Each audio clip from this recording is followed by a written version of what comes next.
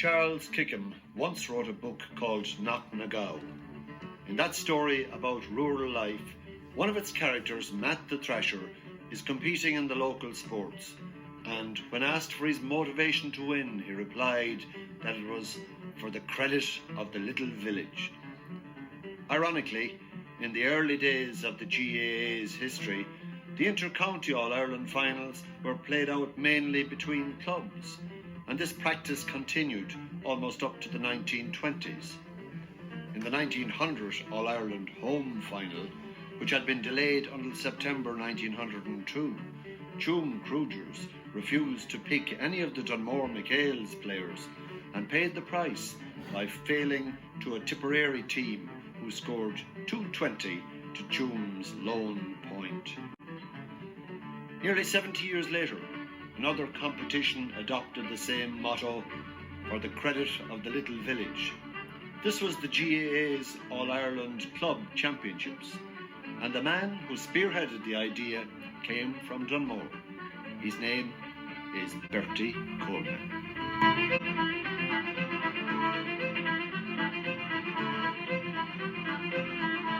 Tommy McLaren, this is the big one you wanted! Bertie was born in Kappa, outside Dunmore, in 1923. The Civil War was just at an end, and the new state was introducing its own stamps and coins.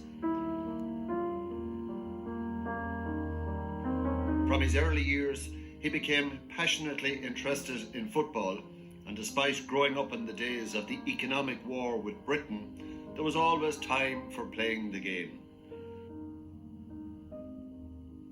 The ideal Ireland that we would have, the Ireland that we dreamed of, would be the home of a people who valued material wealth only as a basis for right living.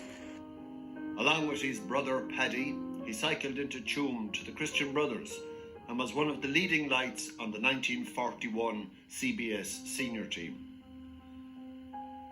At club level, a new minor competition had been established, and Dunmore won the first ever Galway Minor Championship in 1939.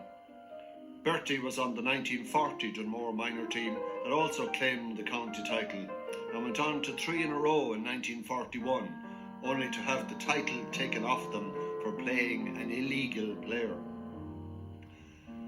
After the foundation of Carntrillia Slashers, Dunmore decided to go into the junior grade, and Bertie was part of the winning team that trounced Kilgerrel by 6-3 to 6 points in the 1946 junior county final. After Dunmore had returned to senior, a major effort began to win the senior championship, and with 2 Galway minor titles going to the McHales in 1949 and 1951, Dunmore were poised and ready. In the meantime, Bertie had several outings with the Galway senior and junior teams. The break came in 1953 when the Frank Fox Cup, named after a Dunmore man who had won an All-Ireland with Galway, was won by a young Dunmore team against Oughterard in Tuam Stadium. The local cinema owner, Jim Finnegan, had the event filmed and was shown Sunday after Sunday in the Green Cinema.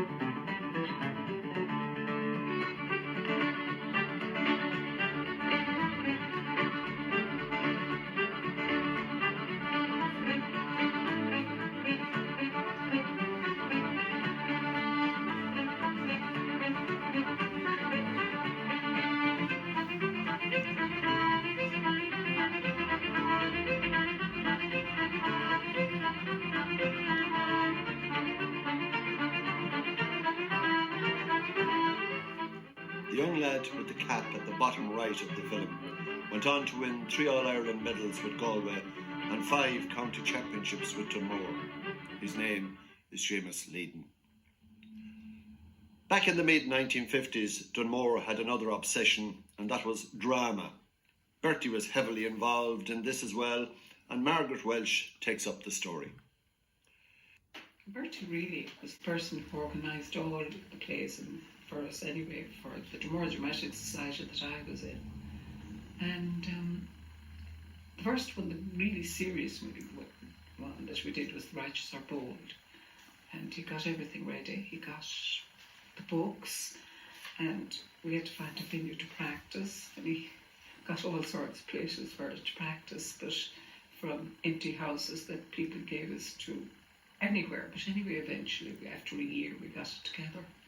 And he got all the stage together because he had to get all the fellas to build it, because it was only built a week beforehand.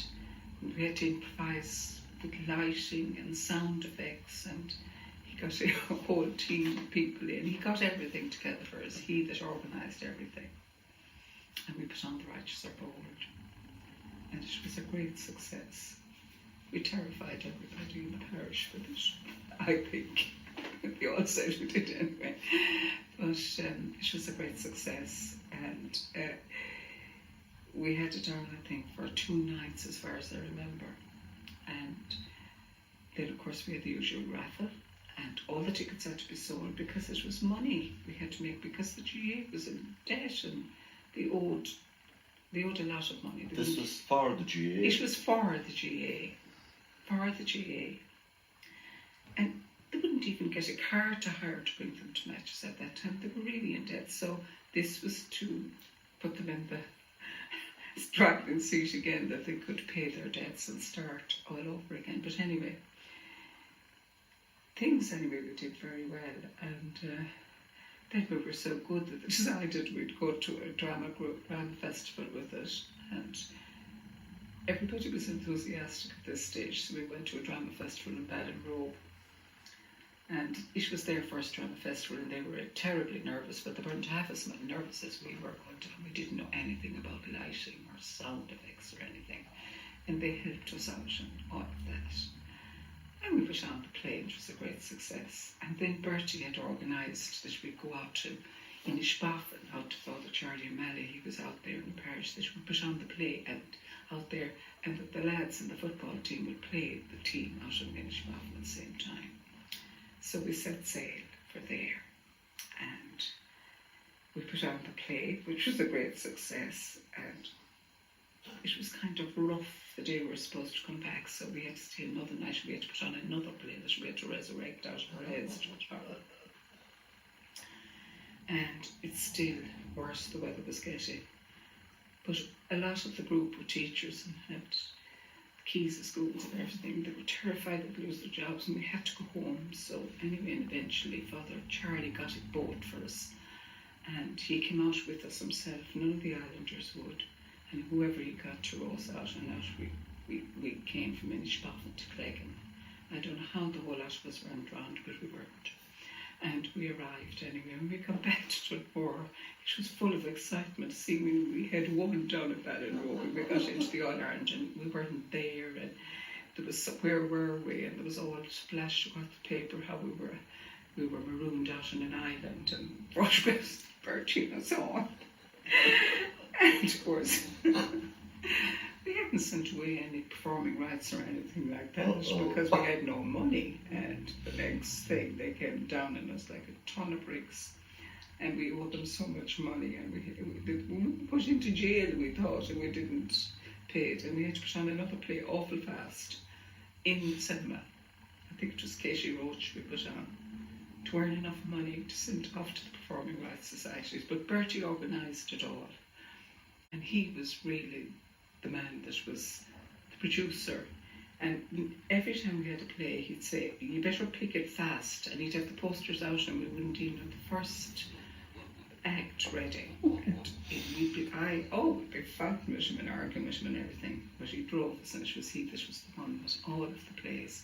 And Mary then, and their house was where we went They had always a lovely supper for us, and sandwiches, and that's where we had all the fun and all the social. It had nothing to do with the island escapade that several marriages came out of this group, and it was at this time that Bertie and Mary Halliday became committed to each other. They married in September 1956 on the eve of the All-Ireland final, in which Galway defeated Cork and showed the magic of the Purcell-Stockwell combination. Band, the Piper's Band, and of course the battery of cameramen photographed themselves for a change, and so to the teams, Galway in white, led by their captain Jack Mangan, and Cork with Tony O'Sullivan showing the way. And here's the Western will-o'-the-wisp, Frankie Stockwell through for Galway's number 2.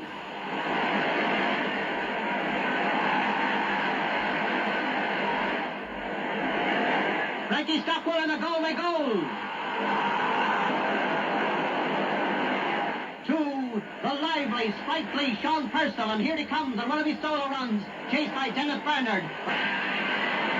Frank Ivers back to Sean Purcell, and the Tuam sharpshooter makes no mistake as half-time approaches, with Galway leading 2 goals and 6 points to Cork's 6 points.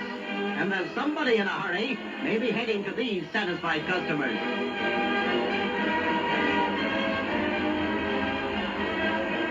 Aidan Swords checks in for the restart, and once again it's Jerry Cowan coming through. He passes to Stockwell. Stockwell is opposed by Tony Sullivan, but the little lad doesn't seem to worry as he sends it over the bar for another Galway point.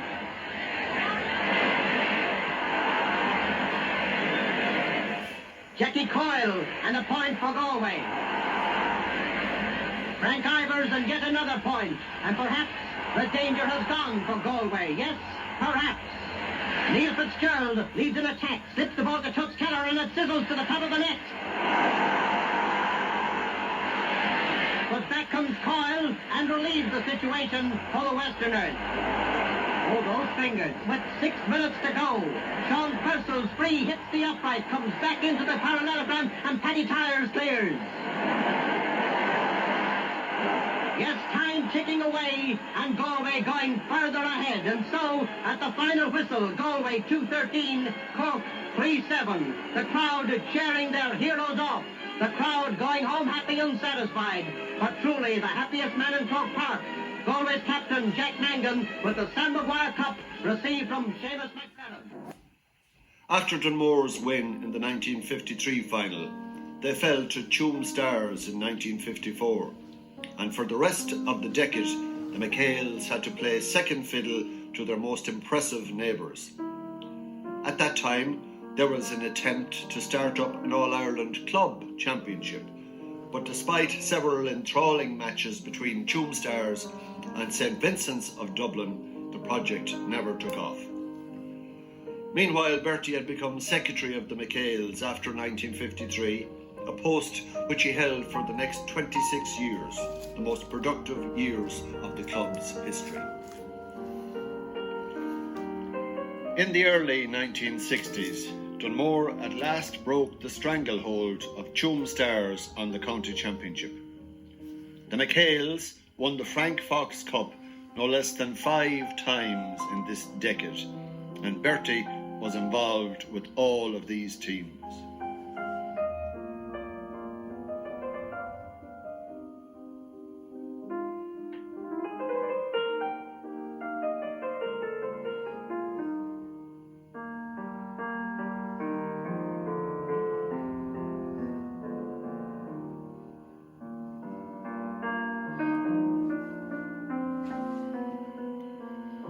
Galway were doing well also, and the 3-in-a-row team of 64, 65, 66 had a huge input from the Dunmore club.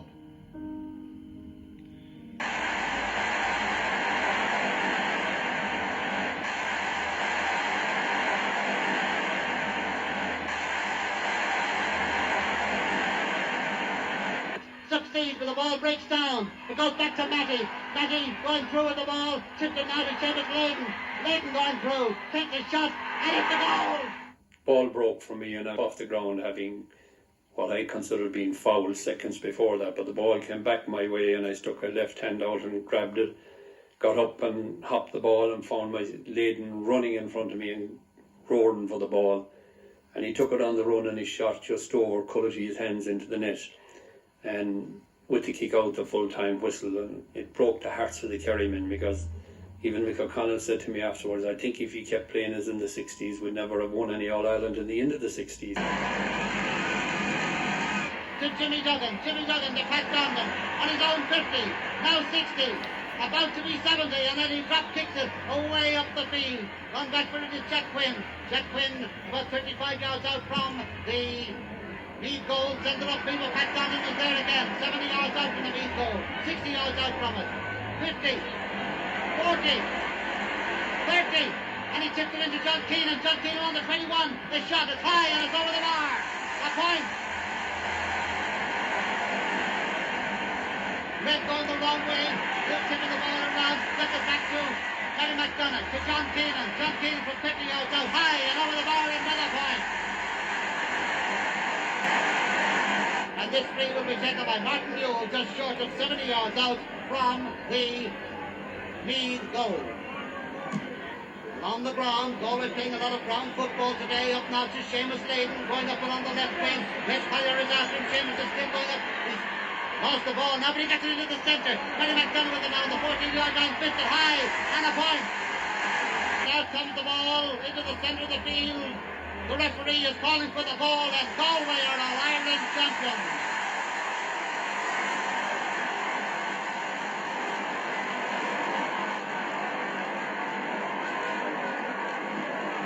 Yes, Pat Donlan running round with the ball in the centre of the field. He's running harder now nearly than he did during the game.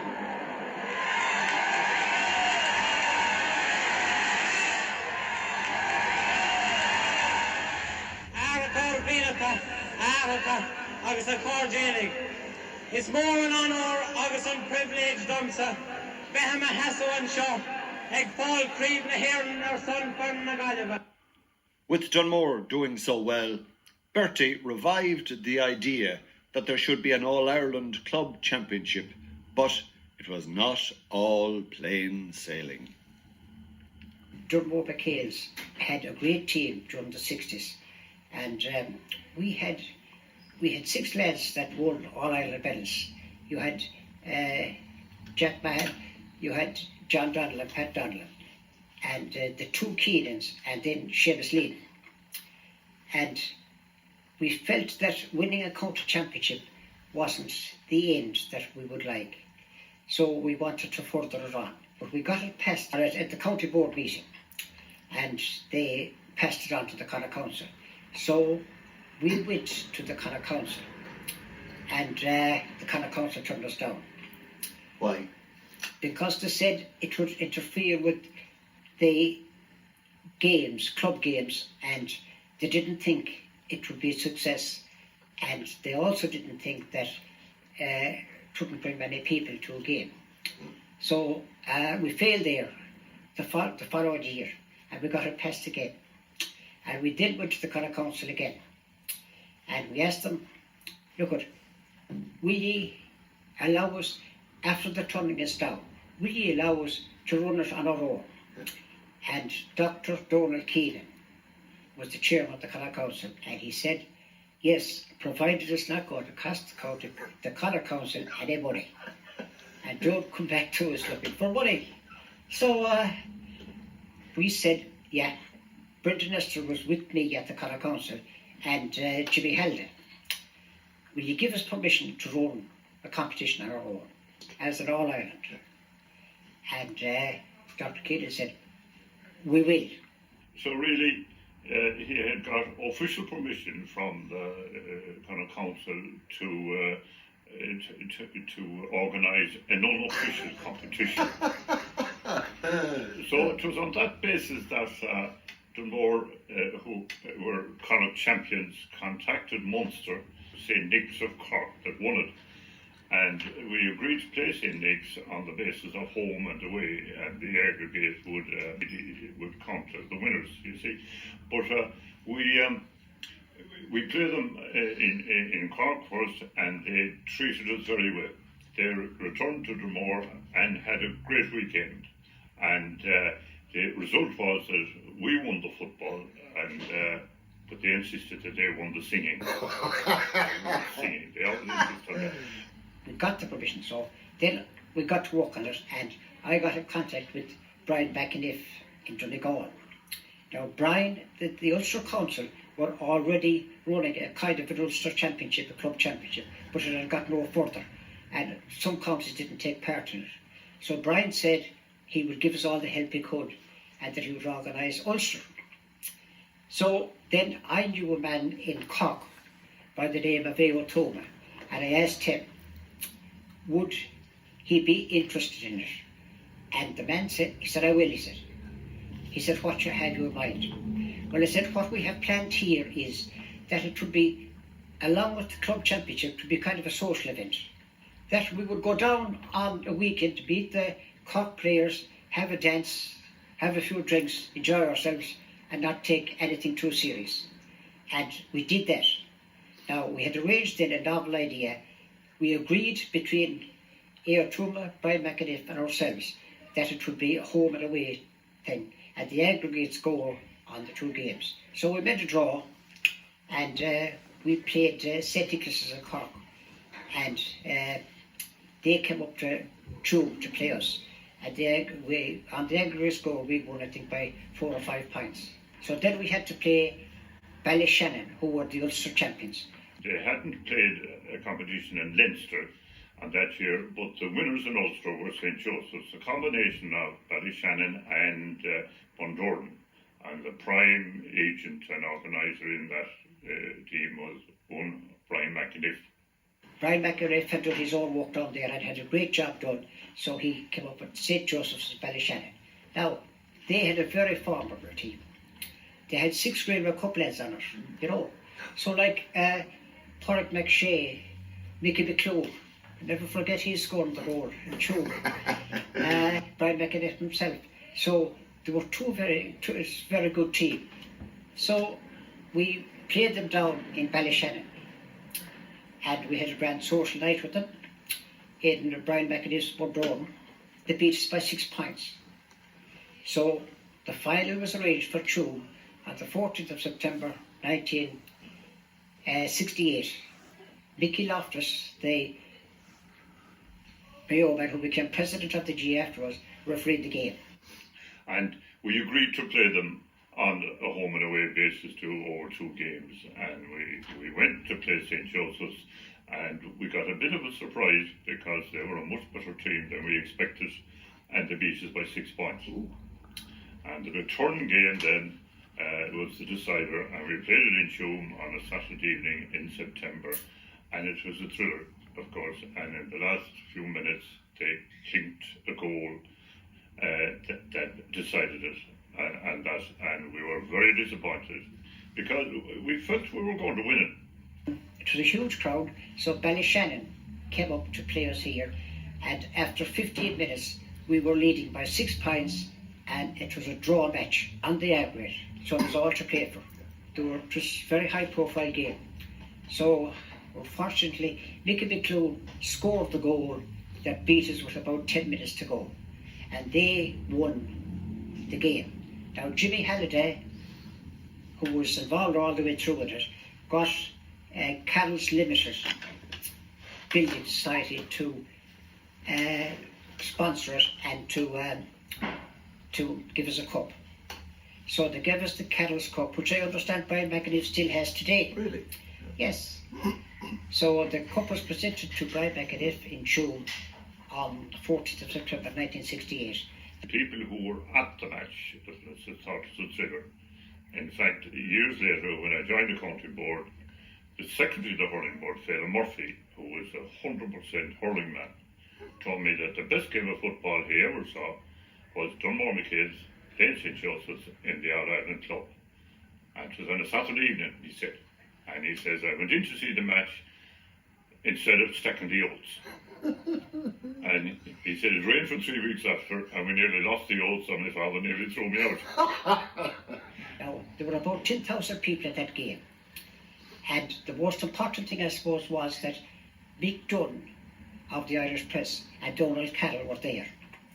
And they gave it a great write-up in the papers about the standard of football, the big crowd, and how it did have a big attraction for the GAA. The second half was touch and go. You had 6 and 6. You had 12 Railway Cup players now at this stage playing on the field. We made money on the whole thing, even paid everything. So anyhow, then we had another motion into Galway County Board, and they passed the motion and sent it on to Congress. So 1970, I suppose luckily enough the Congress was held in Galway. So they asked Jimmy Halliday and myself to go as delegates to the Congress to speak on it. So we proposed the motion anyhow. Jimmy Halliday put up a great case. Cork objected very strongly. God be good to him. Wisha Murphy was one of the people. He was very much against it. Dennis Conroy. Yeah. They were very much against it. Now their objection was that it shouldn't be an attraction, that would interfere with the running of the GAA, that would interfere with clubs, and that only big clubs would win it. And they pointed out that the likes of Vincent's in Dublin and big clubs all over the country, that they would be winning it, that it would not be a success, that would be no good to small clubs. But anyhow, we put our case and we showed what could be done. It was passed. The irony of the thing is, Cork objected to it, and Cork have won it more times than any other county, and Dunmore McHale's never won it. So it's a bit of an irony there. There is, yeah. East Kerry were the first team to win it. It has been a huge success since, and it has proved one thing, that it's not the big clubs that are winning the club championship. You have the small clubs winning it. You have the likes of Caltra, a small area, winning it. You have Corofin. And I would say that the Corofin winning the club championship made a big thing for Galway winning the 98 All-Ireland. With a difficult shot, that's a great point. An inspirational score by Aidan Donlan. Jerry Burke is there again. Onto the left foot. He scored a moment ago, but this one is... Yes, it is. How could I doubt you, even for a moment, Jerry Burke? 39-year-old Garda, Jerry Burke. Still Shane. Doing well. Calling for it in the centre is Jerry Burke. Trying to get away from his marker. Floating it in towards Eddie Steed. Trying to turn, and in the old-fashioned style, puts it over the bar. The old fellas are great in Corofin. Yes, indeed, the West is very much awake. Corofin's way safe accepts the Andy Margan. Then you have the likes of Port Trumna winning the hurling. You have Sarsfields. You have Athenry. You know, and so the motion wasn't just for a footballing. It wasn't just for football; it was for hurling as well. Because I remember a quote from Tony Doran saying that winning the All-Ireland hurling club championship meant as much to him as winning an All-Ireland. That he came back home and he met the fellas that he won the All-Ireland with, and he said it was just as important. And Jimmy Barry Murphy and a lot of people that have won it, including Ray Silk, said to me after Corofin winning the club championship that it was just as important to him as winning as winning an All-Ireland medal. Well, winning an All-Ireland club is a fantastic achievement. You know, I think it's as high as it can ever go in Gaelic football, so it was fantastic and it meant an awful lot. And thankfully, subsequently, Ballina and Crossmaglen and Caltra have also done the same. It was fantastic, and I think, you know, an All-Ireland club or an All-Ireland county success, they're different things, but the club is a very, very special achievement, and I suppose we're thankful for the people who set up the competition, mainly the likes of Bertie Coleman and stuff from Dunmore. It gives an opportunity, really, for club guys to get there. You know, you look at clubs like Gaeltacht and Caltra and people like that, and now even Carlos Strang got to the All-Ireland club final last year, which was great. So you have junior, Lochware there, so you have junior, intermediate and senior, and there's a lot of criticism of Croke Park with constant stuff, and I think fundamentally we should keep it as a stadium for Gaelic football, and the All-Ireland Club Series gives that opportunity to everyone, be a county star or a hard-trying cornerback. The club championship has now replaced the Railway Cups on St. Patrick's Day, which is very important because most lads that won a club championship, they never got a chance to play at Croke Park, and maybe that's the ultimate for everybody. The attendances have gone from It started off small enough, but like the attendance has reached, I think, 41,000. And was it higher than National League, it's very good. And, when a club in a county wins it, it gives a great boost to a county, and it puts them on the road to success.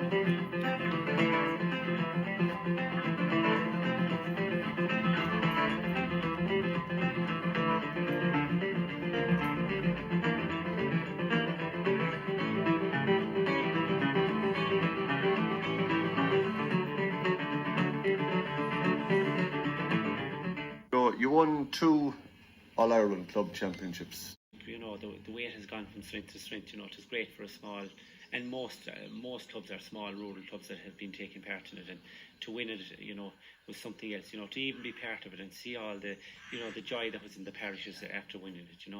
So it's a wonderful legacy to have left after you, to be involved in the club championship, and I think Bertie was the man that started it off. And it is great to see how it's gone from strength to strength. Yeah. They even have the junior and intermediate now. That's right. It's even building stronger again, as you said, the junior and intermediates in it, which is great too, because an awful lot of ordinary club players never get a chance to play in Croke Park, and this is their scene, and it's wonderful to give them a chance, and the more that would get to play there, the better it would be. Conchella Forte, Joe Canning, chance to score already. Goal! Joe Canning!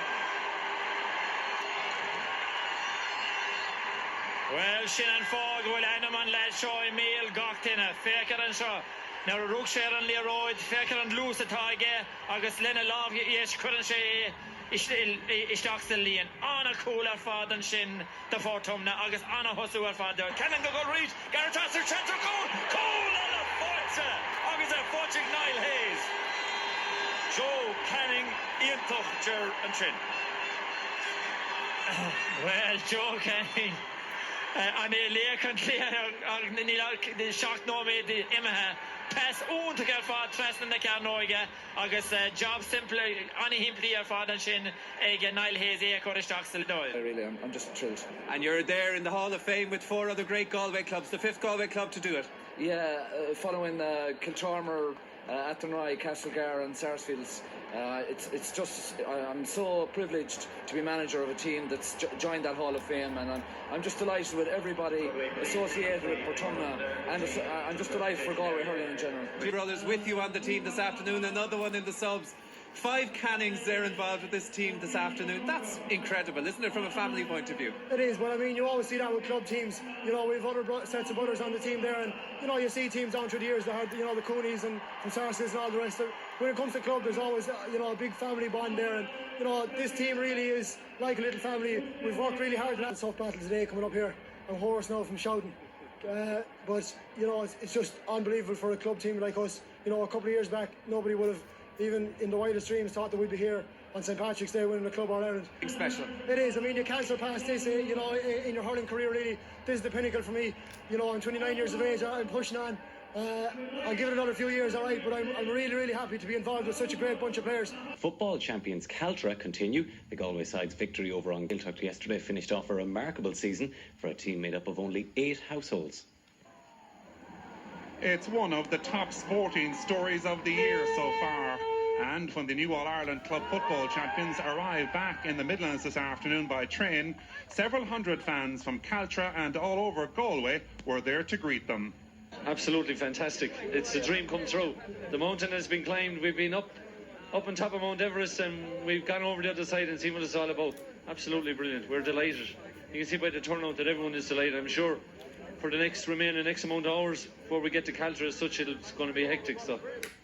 Ironically, the first port of call for the new GAA champions was a rugby clubhouse. The Athlone Club, home of Buccaneers, hosting a dinner for the champions. And then there was time for one of the stars of yesterday to reflect on the victory and the way forward for Galway football. Oh, it's always a massive boost, and if you can look at it in one way. In '98, let's say Corofin won and they went on to take in All-Ireland, but if it's a sign like that was, it'll be absolutely fantastic. But it's always a help, Galway teams need to be getting to Croke Park and need to be winning, and I'm glad hopefully we set the ball rolling for the year. Any idea when you're going back to UCG? UCG, tomorrow morning, lecture at 9. Just after 6 o'clock, the team crossed the River Shannon Bridge in Athlone, walking into the West with the All-Ireland Championship title. And this evening, the people of Ballinasloe and North and East Galway were out in their hundreds as the celebrations continue. Ciara Malooly, RTE News, Ballinasloe. What was it like to captain an All-Ireland club team in Croke Park? It was very, very special for Celtic to be in the All-Ireland final, and obviously to captain it was just amazing feeling to accept a trophy in Croke Park. The whole parish seemed to be out on the pitch. A very special time, a very special moment to see everybody so joyous and so full of delight and locals. And how many households would there be in the parish of Caltra? They're quite small. It would be small enough. I suppose the Celtic Tiger hasn't really hit here yet. It's still a bit behind, but I suppose it might be 300 houses. But it's a big enough parish with the neighbours looking in. But it's a big enough parish, but Haskell is predominantly hurling, and that kind of cuts. We only had Kevin Galvin and Paul Gaither from that side, so the base was actually smaller than the geographical boundaries. In fact, I might have dreamt of winning the county medal, but I never dreamt about winning an All-Ireland medal with Caltra. I suppose what makes it extra special is Caltra never done it before. Probably never will again either. But I think Bertie showed great vision back whenever he started it. Dunmore were the strongest club around at that time, so it was in his interest to start it up. But he showed great vision, and it's really, the competition has taken off. I suppose it got popular in Galway when Corofin won in 1998, but now it's a huge thing, and I suppose every club in the county now sees that if they win a county final, they have a chance of going a step forward, with Salt Hill doing it and Corofin doing it now as well. So the All-Ireland Club Championship, to be fair about it, Michael, within the province of Ulster, was run on an east-west basis and was sponsored by Guinness back in the early up to mid-60s, before the Ulster Council took it over in 68 and made it an official competition. And then Bertie was the man, really, to be fair to him, that came up with the concept of an All-Ireland Club Championship, where they played St. Nick's of Cork, and to be fair about it, Bertie really was the man that deserves all the credit for an innovative All-Ireland Club Championship. And at that stage, he wasn't getting an awful lot of help from the headquarters in Croke Park, because for whatever reason, I don't say that they hadn't time or whatever, because there were not the same amount of fixtures. But eventually, from knocking on the door, it came to fruition, and our first All-Ireland Ulster Club Championship was played on an official basis in 1968. My father died a fortnight before the Ulster Club final in Castle Park against Crossmaglen Rangers, who were still very much involved in the competition, and he didn't live to see me captain the side against Dunmore Hales. But the second leg went down to Dunmore. We went down in trepidation because we caught them cold. We were just in awe, I suppose, still of Dunmore, and they came out with all guns blazing. I can tell you it was a rip-roaring game.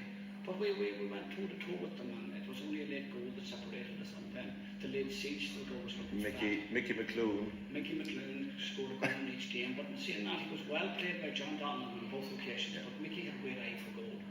He never saw points as that were overly relevant, but Donlan did play him very well in both games, but he got away from Donlan on each of the games. Late in the game was scored the very vital scores, but that's what Mickey was all about, vital scores in very important matches. And I found myself playing early on Paddy Donlan, and was struggling with Paddy, and then was put in a John Keenan, and my God, what a tough player. There was a statue of John Keenan. I was in awe of John Keenan, but I knew I just had to bite the bullet and get on with the job. It was a great game. It was a great game of football. It was pure football. It was played all that night. I still have the old cup, the Carroll System Building Cup, and it's great joy actually, and the lid actually got broken on it there, so a replacement lid coming for it, and then we were given miniatures of it as well, which is very, very nice as well. I was going through Toronto Airport on the way home, not knowing the person. I heard this call from Brian, and it was Bertie's daughter, Magella, and we had a great flight home together. And naturally enough, I intended to sleep on the way home because I was quite tired, but the football never stopped from the start of the flight to the end of the flight. And she was going home to see Bertie Dad, and he was in hospital in Dublin in the matter. What I would like to say, Bertie, I said, thanks very much for what you've done for the competition. You were innovative, and it's great to have talked to you on the phone as late as 2 days ago about this interview. And I wish you well, I wish your family well, I wish the McCabe's, as I always do, follow them still, every success. Well, Thomas Ray, Jogus, Eugene McEntee, Bush there, Captain of Fornia Fire, Couple Blaine on a hill, nach Merchan on Schuleries, Gan Proctor, Omans, the fear, Dro, Gortul Drama, Pasha Galore, Amma, Akir Kui, her, Arum Drinchen, August Nacheta, Sostan, Which and Dentige. August Bertie Coleman and Jenison Dunmore, Fairwood, Shervish, Nachberg, Tukege, Dunmore Lucas, Coyle, Gondana Galway, Jimmy Halliday, Tevish and Homa. Brian McAniff rang and Bertie and told him it's 25 years since it happened, since we played, and I'm inviting you to come and bring the same team if possible, and we'll play you again, and we'll have a great night, and the hotel is available. So Bertie organised the lads, and they were all very, very keen, and we sailed off to Bundoran to play them again. And Brian McAniff had everything prepared. So the two teams tugged out to play the game. We had a little difficulty in finding a suitable size of togs for some members of the team, but we overcame it all right. And we played the game, a very light-hearted game, of course, and it wasn't as fast as it had been 25 years before that. Yeah. And then went to the hotel for a lovely meal, and as each player sat down, Brian McAniff in front of him had a copy of the programme of 1968. He also had the trophy that had been presented. He didn't give us that. He kept that. He kept that, and it's one of the treasured possessions that they have. Some of them played golf, and we had a chat and came home, and the lads enjoyed it immensely. Kadi Dernach ar fad Gary McGurr, Harnash, Kadi Ronan Gallagher, und der Weilig an Barker Hastinchi, Machan Sagadi, Sean Kelly, Kevin Niblakanish, und Illiganike Bornatra, Cosent, Danlan again in order, Agus Goffiga Danlan, Agus Kalistian to get on Gallagher.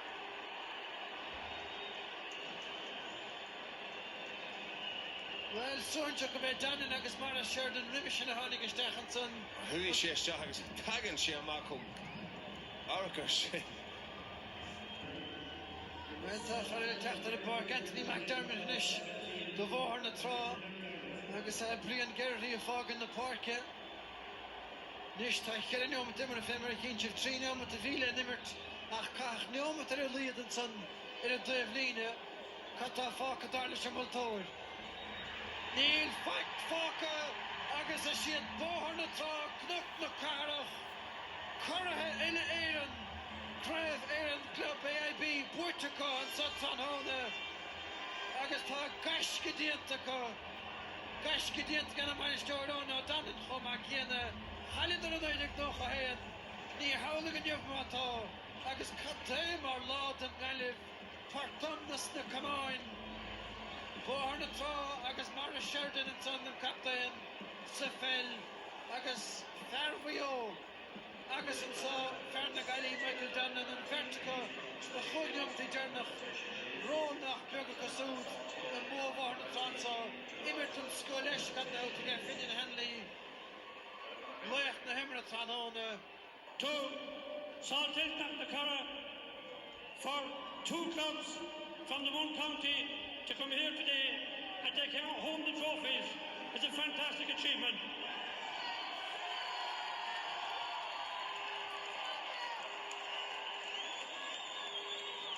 You have done yourselves and your great county of Galway proud. Well done to you, and you deserve your success.